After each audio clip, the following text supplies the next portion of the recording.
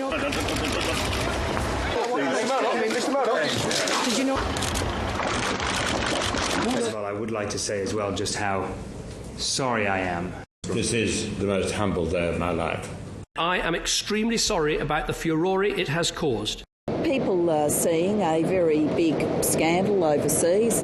There is an opportunity now for Australia to look at a number of issues. I think that does mean that Australians here look at News Limited. The Greens certainly take a dim view. People would be asking themselves, could that happen here? What she's doing is just smearing a perfectly good organisation.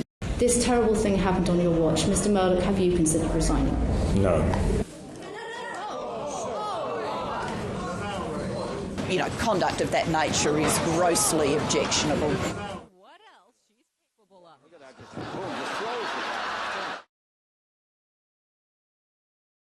Any attempt by government to slide out from under critical scrutiny is just wrong.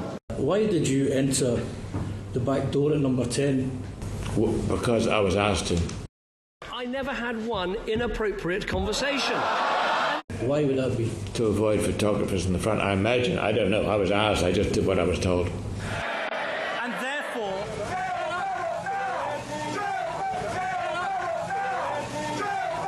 Prime Minister David Cameron, well, I read the other day we've met 26 times. I've never held a slumber party or seen her in her pyjamas.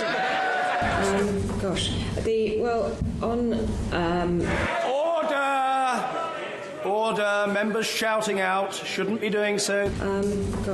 Looking at all of these events, I think Australians have been disturbed by them. There's some public disquiet. They've probably got some hard questions that they want answered. The Prime Minister must specify exactly what those questions are. Only the Prime Minister is calling for News Limited to answer some hard questions, and we would be delighted to answer them. Did you know about the email? It's clear that there are some elements in the media And who that are they? prepared to engage in completely unbalanced and biased reporting. We have to have titles and journalists who operate to the highest possible standard. The Daily Telegraph is probably the worst of the examples at the moment. It's a case of people wanting to shoot the messenger when, in fact, all the messenger needs occasionally is a bit of a clip across the ear. What I will never support is any attempt to try to bluff the media out of doing its job. But the Daily Telegraph is interested in distorting the debate. That's politics. To try and get rid of the government. We've been very well served by the media in Australia.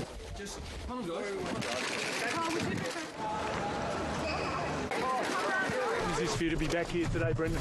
Our papers meet the standards that the Australian society has every right to expect. There are questions about the extent to which people's privacy is protected. It's important that we have proper privacy protection. People care about privacy and so they should. It's clearly a political stunt by the Prime Minister, who's feeling a lot of heat at the moment and trying to distract attention. The last thing I want to do is support anything which is a thinly veiled attempt to intimidate the press. I think the public would expect the government to consider these matters.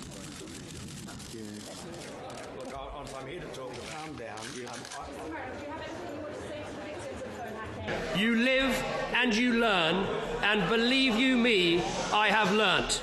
And I call on the Prime Minister to put up or shut up. An inquiry into wicked journalists at large, I think, is probably just a waste of time. To paraphrase the Prime Minister, if the media writes crap, presumably it's often because politicians talk crap.